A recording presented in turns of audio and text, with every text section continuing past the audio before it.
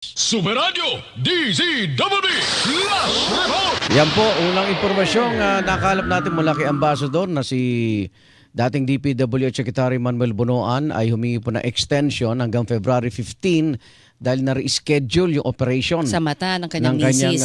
misis at ito ipinaalam sa DOJ at inapruban. At nagkaroon sila ng komunikasyon ni Secretary Bunoan at Ambassador Romualdez at tiniyak na hindi siya nagtatago at babalik po dito sa Pilipinas kasi meron po siya schedule dapat sa Monday. Monday, oo. At in fact, nakapagbigay nga si Senador Panfilo Lacson ng pahayag, diba? Hindi pa rin nakapag-attend si Secretary Bunoan at si dating Representative Saldico, bibigyan na sila ng warrant of arrest. So, yan po ang aantabayanan natin kung nakaskid ba yun, At diba, si- sa kanilang dalawa. At si dating Secretary Bunoan ay nasa California sa impormasyon ni Ambassador Romualdez. Malaya naman daw na Hindi daw Hindi ba? Hindi daw nagtatago at saka nagtatago. nabigyan sa Alam kanyang nila, pagkakaalam ng DOJ ng extension Oo, at para kung anumang manatili doon. instruction kay Ambassador, sinusunod lamang niya. Okay, yan po. Nakauli impormasyon kay Secretary Bunoan na nagpaalam nga due to health reason ng kanyang asawa. Hindi kaya ma-extend ito hanggang 2028. Doon sa, Depende sa Hindi ba? medical record na yan. pero ano Kasi rin may warrant of arrest na siya, magiging pugante na siya. Oo, yun na nga. Kailangan din talaga nating matutukan ito. Kasi Pero- sinasabi nga ng DILG, di ba, alam nila kung nasaan naman Pero siya. kung yung impormasyon na yan, mapaparating natin kay Senator Lacson, abangan nyo mamaya, makakaparayan po natin, tingnan natin magiging desisyon ng Senate Blue Ribbon Committee. Superradyo Flash Report! Ako'y may sunog ho sa Las Piñas City. Flash report ni Christian Banyo. Christian. Isang sunog ang sumiklab sa residential area sa bahagi ng Pugad Lawin na nasasakupan ng Barangay Alman sa Dos sa Las Piñas City pasado alas 11 ng umaga. Sa impormasyon mula sa Bureau of Fire Protection, ito ay kasalukuyang nakataas sa ikalawang alarma na ngayon ay nire-respondihan na ng mga kawariyang BFP, katuwang ang fire volunteers. Ako, si Christian Manyo, nag-GMA Super Radio, DCWB, dapat totoo. Superradyo Flash Report! Super balita sa tanghali! Superradyo DZWB Last Report! Isa pang korte, naglabas ng warrant of arrest laban kay Charlie Atong Ang. Report mula kay Manny Vargas. Manny? Nadagdagan pa nga ang warrant of arrest na kinakaharap ng negosyanteng si Charlie Atong Ang. Sa impormasyong ibinahagi ni Prosecutor General Richard Anthony Fadulyon, nag-issue na rin ng warrant ang Branch 13 ng Lipa City Regional Trial Court sa Batangas. Kauna ito sa kasong kidnapping with homicide kung saan ay wala ring inirekwendang piyansa. Nauna na nagpalabas ng magkahiwalay na warrant sa mga kasong kidnapping with homicide at kidnapping with serious illegal detention. Ang Batangas o ang Santa Cruz Regional Trial Court Branch 26 sa Laguna laban kay Ang at ilang pang akusado sa mga nawawalang sabongero. Hinihintay pa naman ang kopya ng warrant mula sa Department of Justice at base na rin sa naunang sa pahayag nitong si Attorney Paula Martinez na katungsalita ng DOJ. Patuloy pa rin naman nilang kinukuha ang mga detalye sa nasabing panibagong warrant mula sa korte. Ako si Manny Vargas ng GMA Super Radio DCWB. Dapat totoo. Superradyo DZWB Last Report! Bago po natin ituloy ang ating talakayan, ito po meron muna tayong flash report. Superradyo DZWB Last Report!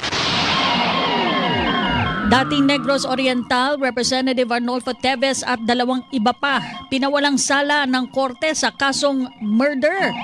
Flash report mula kay Luisito Santos, LA. Pinawalang sala ng korte si dating Negros Oriental Congressman Arnolfo Teves at dalawang iba pa na kapwa-akusado nito sa kasong murder. Batay sa desisyon ni Manila Regional Trial Court Branch 15 Presiding Judge Eduardo Ramon Reyes na may petsang January 5, 2026, kinatigan nito ang inihaing the murder to evidence ni Teves at mga kapwa-akusado nito na sina Richard Cuadra at Rolando Inigi. Sinabi ng korte na nabiko ang prosekusyon na magpresenta ng mga sapat na ebidensya upang patunayan ang mga isinampang kaso laban sa mga akusado. Ang kaso ni Teves ay nag-ugat sa 3 murder case na isinampa ng PNP-CIDG kaugnay sa pagpatay sa 3 individual noong 2019. Kabilang na dito ang isang dating board member at dating NBI agent. Kaugnay nito ay inaatasan ng korte ang jail warden ng Manila City Jail Meldo Motori na palayain na sina Pinili at si Cuadra, gayon din ang jail warden ng Metro Manila District Jail Annex 2 kung saan nakapit si Tevez na palayain na rin to, maliban lamang kung may iba pa itong mga kinakaharap na ibang kaso. Ako, si Luisito Santos ng GMA Super Radio DZBB. Tapat. Totoo. Maraming salamat, Luisito Santos. Super Radio DZBB Flash Report! Super Radio DZBB Flash Report! Dating CIDG Director Romeo Macapas, narekomendang masibak sa serbisyo ng NAPOLCOM, iba pang opisyal at police officer sinatulan ng dismissal ng NAPOLCOM. Ang detalye mula kay Glenn Huego. Glenn. Case na nagpapatuloy na pulong palitaan ngayon ni NAPOLCOM Vice Chairperson Attorney Rafael Calinisan. Kinumpirma nito yung rekomendasyon na masibak ng tuluyan sa serbisyo si dating CIDG Director Brigadier General Romeo Macapas. Kaugnay pa rin ito dun sa kaso ng missing Sabongero. Ang tinutukoy ni Kalinisan ay yung di umano ngayong pagkumpiska na ginawa ni Macapas doon nga sa cellphone ng dalawang testigo o yung tinatawag nating Patitongan brothers o yung mga testigo doon sa missing Sabongero. Samantala, bukod kay Brigadier General Macapas, ito naman ninatulan ng total dismissal na talaga. Dalawang opisyal, isang lieutenant colonel, isang major, tapos may nasa mahigit 10 na mga sarhento. Yung hinatulan naman, natuloy na rin masibak sa serbisyo. Kung bakit recommendation lang kay Brigadier General Macapas yung namasibak sa serbisyo dahil daw kailangan ng presidential clearance kapag daw colonel pataas ang rango. So sa ngayon, nagpapatuloy ang pulong balitaan ni Kalinisan kaugnay pa rin sa missing Sabongeros. Ako sa Glenn Huego ng Super Radio DZBB. Dapat totoo. Super Radio DZBB Flash Report! Super Radio DZBB Flash Report! Assistant Ombudsman Miko Clavano naghain ng panibagong batch ng mga kasong kriminal sa Sandigan Bayan laban sa mga nasa likod ng maanumalyang flood control projects. Detalye mula kay Glenn Huego. Glenn.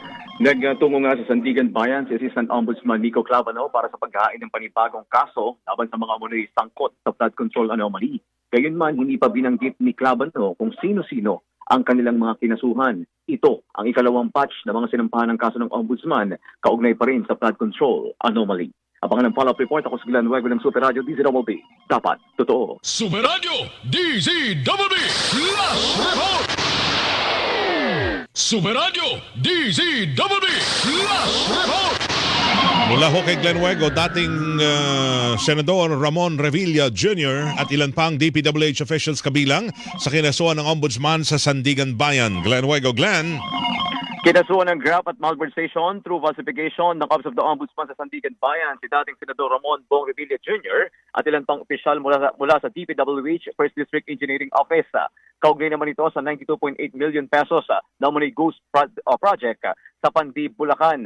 Ayon kay Assistant Ombudsman Miko Clavano, walang piyansa na inirekomenda sa malversation through falsification. Kung maalala, noong buwan ng Setyembre noong nakalipas na taon, dinuon ni dating DPWH Undersecretary Roberto Bernardo Cervilla na kabilang sa mga recipient o tumanggap umano ng umunay kickbacks mula sa questionableng flood control projects. Ako sa Glenn Huego ng Super Radio DZBB. Dapat totoo. Super Radio DZBB Flash Report! Salamat sa iyo, Glenn Huego. Huego, ayun na yung latest. Yun balikan na yung natin. detalye. Super Radio DZBB Flash Report! Tatlo pang pulis na isinasangkot sa nawawalang mga sabongero na silbihan na ng warrant of arrest ng PNP CIDG. Sam Nelson. Sam. Kinumpirma nga ng PNP CIDG NCR na naisilbi na rin nila ang warrant of arrest laban sa 3 pang mga pulis na isinasangkot sa missing Sabongeros.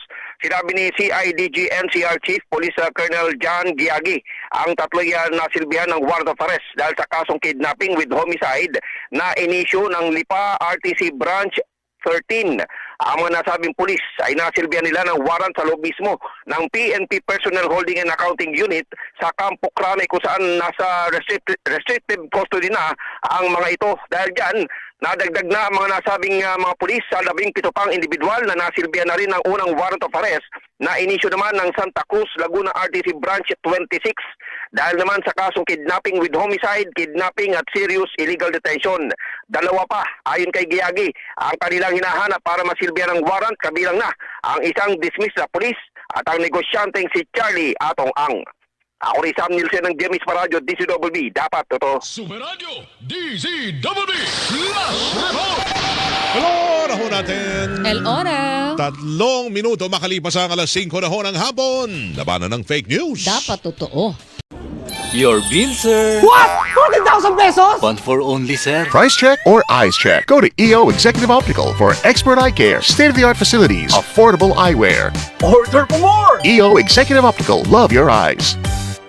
Siya na ang birthday queen ng January, siya pa ang drama queen ng Megasine. Kung saan, kailan at paanong labanan, magpasabi ka lang, hindi ko kayo uurungan. Sakang ipokrita, palipat-lipat naman sa kung kani-kaninong lalaki. Maaaring malaki ang utang na loob ko sa'yo, pero hindi mo maaaring angkinin ang aking pagkatao. Tapos ng panluloko mo. Panluloko kayong lahat! Promise you, everything would be all right. Sharon Cuneta, every Friday on Megasine, dito sa Viva Cinema. Ako'y pumapatay!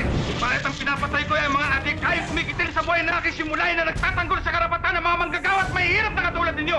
Paano ako mabubuhay kung wala kayo? Asedilio, FPJ sa G-Flex. Friday, 8:05 p.m. Kwento ng pag-ibig na tunay at tapat. Stan, patagal kang nawala. Pero ni minsan sa puso't sa isip ko, hindi ako nakalimot na mahal kita. Maniwala ka sa akin, Catherine. Mga pagsasamahang walang katulad. You will be called the Eagle Squad. Pinanata mo lang kami, hindi pa tayo talo. Hi, girls! Hi, Pogi!